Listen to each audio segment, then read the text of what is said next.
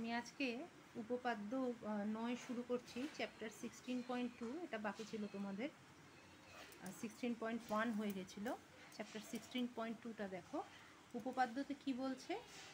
আচ্ছা, আমরা যে ত্রিভুজগুলো শিখেছি, কি কি ত্রিভুজ শিখেছি? সমবাহু ত্রিভুজ, সমদ্বিবাহু, বাহু ভেদে যদি ভাগ করি কি হয়? সমবাহু, সমদ্বিবাহু, বিষমবাহু। এবার আমরা এর আগে একটা উপপাদ্য পড়েছি যে সমান বাহু, আমরা যে উপপাদ্য পড়েছি তাতে কি শিখেছি? সমান বাহুর বিপরীত কোণ সমান হয়, তাই তো? তাহলে যদি আমরা যখন সমবাহু ত্রিভুজ পড়েছি নিচু ক্লাসে, আমরা কি দেখেছি? যে সমবাহু ত্রিভুজের প্রত্যেকটা বাহু সমান এবং প্রত্যেকটা কোণ হচ্ছে 60 ডিগ্রি। যেমন শিখেছি সমান বাহুর বিপরীত কোণ সমান হয়, ঠিক একই রকমভাবে সমদ্বিবাহু ত্রিভুজের ক্ষেত্রে কি হচ্ছে? সমান বাহুর বিপরীত কোণ সমান হয়। তার মানে এই দুটো বাহু যদি সমান হয় তাহলে তাদের ঠিক বিপরীত কোণ, এর বিপরীত কোণ এটা আর এর বিপরীত কোণ হচ্ছে এটা, এরা দুজন সমান হবে। তাহলে বিষমবাহু ত্রিভুজের ক্ষেত্রে কি হবে? তিনটে কোণই অসমান হবে, কারণ তিনটে বাহুর মান সমান। এইবার আমাদের কি বলছে যে একটি ত্রিভুজে দুটি বাহুর দৈর্ঘ্য পরস্পর অসমান হলে বৃহত্তর বাহুর বিপরীত কোণের পরিমাপ ক্ষুদ্রতর বাহুর বিপরীত কোণের পরিমাপ অপেক্ষা বৃহত্তর হবে। অর্থাৎ কি বলতে চাইছে? যে এই যদি আমরা একটা ত্রিভুজ নিই, এই ত্রিভুজটার ধরো এ বি সি, কথার কথা যে এখানে বি বাহুটা সব থেকে বড় আর এ বাহুটা সব থেকে ছোট, তাহলে বি বাহুর বিপরীত কোণ হচ্ছে এই কোণটা আর এ বাহুর বিপরীত কোণ হচ্ছে এই কোণটা, তাই তো? একটাকে ক্রস দিলাম, একটাকে রাইট দিলাম বোঝার জন্য। তাহলে বলছে বৃহত্তম বাহুর বিপরীত কোণ। আমরা কি পড়েছি? যে ত্রিভুজের যে বাহুটা বড় হবে তার বিপরীত কোণটাও বড় হবে।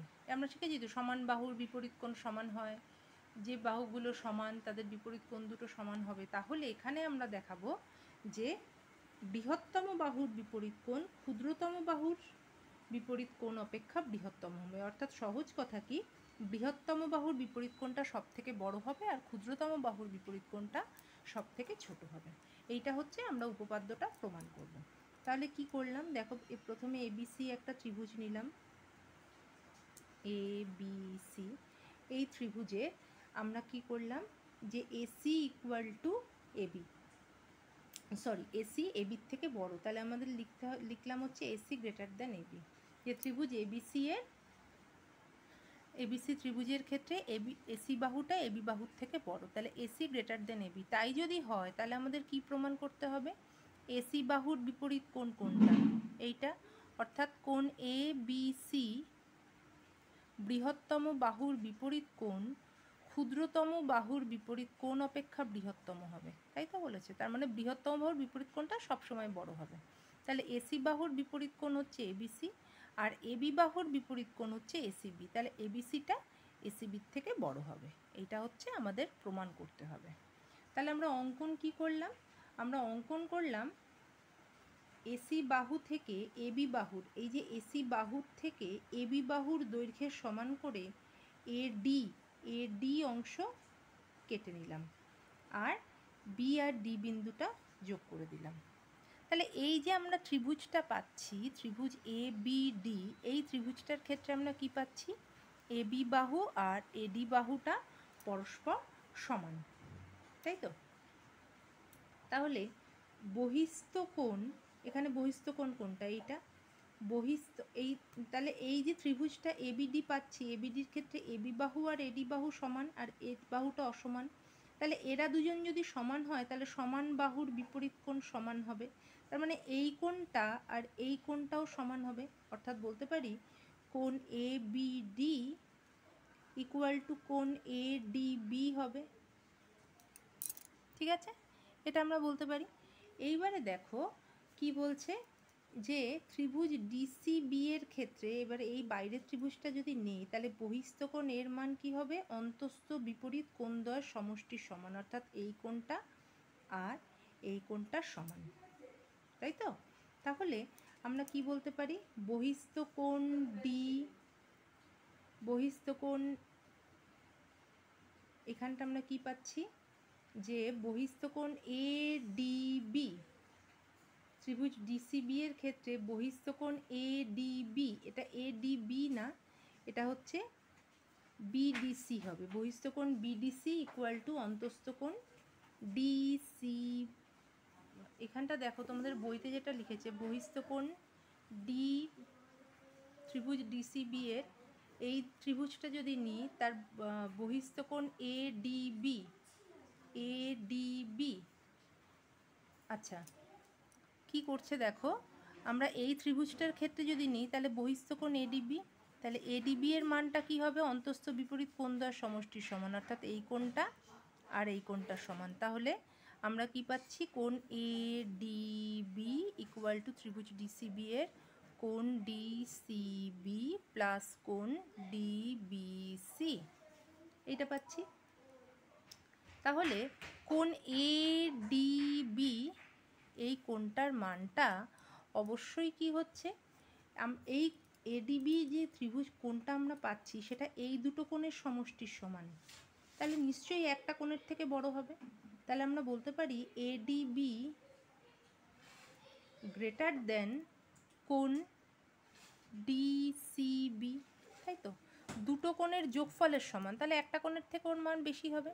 তাহলে এই ডিসিবি কোণটাই তো এসিবি কোণের সমান, তাহলে লিখতে পারি তার মানে গ্রেটার দেন কোণ এসিবি, এটা লেখা যায়। তার মানে এই যে এবিডি অংশটা আমরা পাচ্ছি সেটা কি কোণ এবিসির একটা অংশ। তাহলে আমরা কি লিখতে পারি, কোণ এবিসি গ্রেটার দেন এবিডি। তাহলে এবিডির মানটা কি হচ্ছে, এসিবির থেকে বড়, তার মানে এবিসি এসিবির থেকে বড়। অর্থাৎ কি বলছে, আমরা পাচ্ছি কি এডিবি অংশটা, এডিবি এই অংশটা এসিবির থেকে বড়। ঠিক আছে, আমাদের প্রমাণ কি করতে দিয়েছে, এবিসি এসিবির থেকে বড়। এবার যে এবিসি অংশটা নিচ্ছি, এবিসি অংশটা কি, কোণ এবি, আমরা এবিসি যে ত্রিভুজটা পাচ্ছি, এই ত্রিভুজটা এই কোণটা পাচ্ছি, এই কোণটা দেখো দুটো অংশের যোগফল, একটা এবিডি আর একটা ডিবিসি।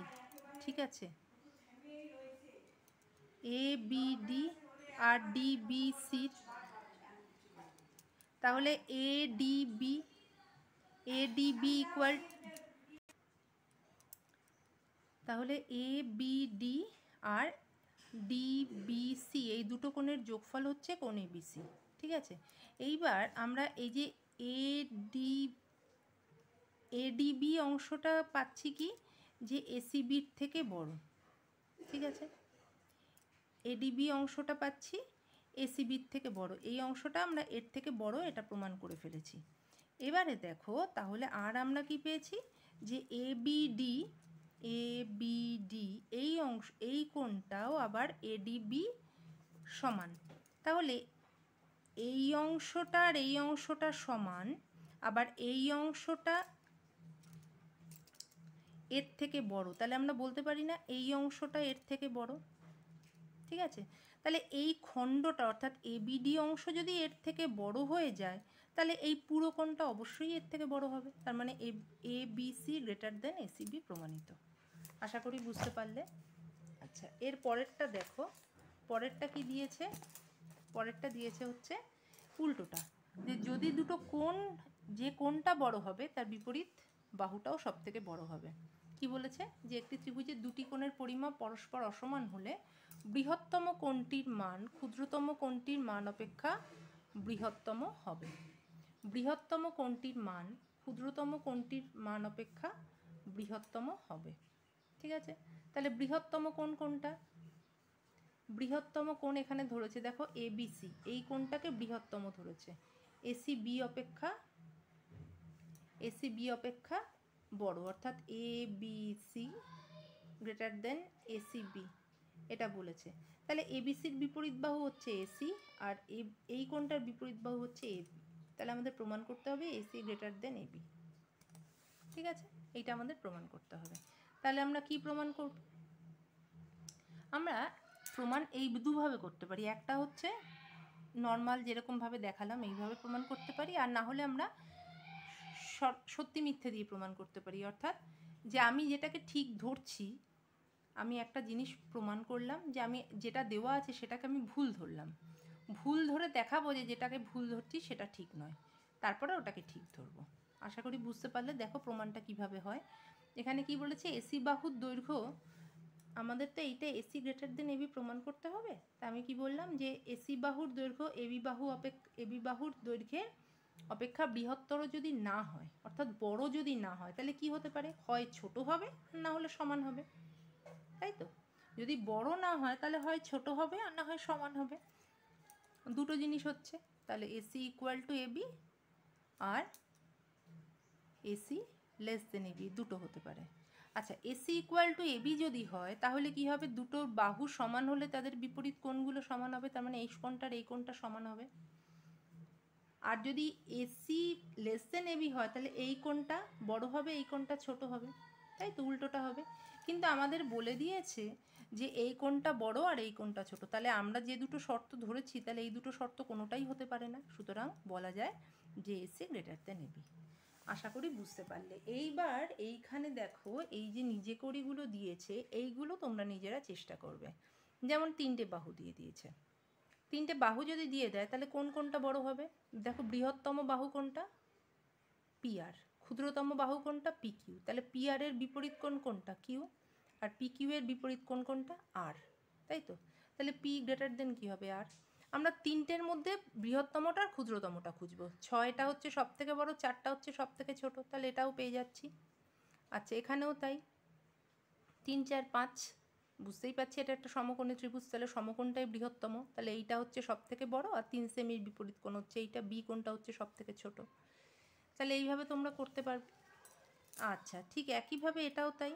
এই যে বক্স করে দেওয়া মানে এটা হচ্ছে 90 ডিগ্রি, তাহলে 90 ডিগ্রি যখনই থাকছে সমকোণী ত্রিভুজের অতিভুজটাই বিপরীত বাহু সব থেকে বড় হবে, তাহলে এ বি সি, তাহলে এসি বাহুটা হচ্ছে সব থেকে বড়। এবার দেখো 60 ডিগ্রির বিপরীত বাহু হচ্ছে এইটা আর 30 ডিগ্রির বিপরীত বাহু হচ্ছে এবি, তাহলে ক্ষুদ্রতম বাহুর বিপরীত বাহু কী হবে? ক্ষুদ্রতম। বৃহত্তম কোণের বিপরীত বাহু হচ্ছে বৃহত্তম, তাহলে বিসি বাহুটা বড় হবে আর এবি বাহুটা ছোট হবে। ঠিক একইভাবে এগুলোও তোমরা ট্রাই করবে, আমি সবই বলে দিলাম তোমাদের। তাহলে আজকে এই পর্যন্তই থাকলো, পরের দিন আবার এই প্রয়োগ থেকে আমি শুরু করব। এই নিজে করিগুলো কিন্তু তোমরা ভালো করে করবে, তার কারণ এগুলো কিন্তু শর্ট কোশ্চেন হিসেবে আসতে পারে। বুঝতে না পারলে আমাকে জিজ্ঞাসা করবে।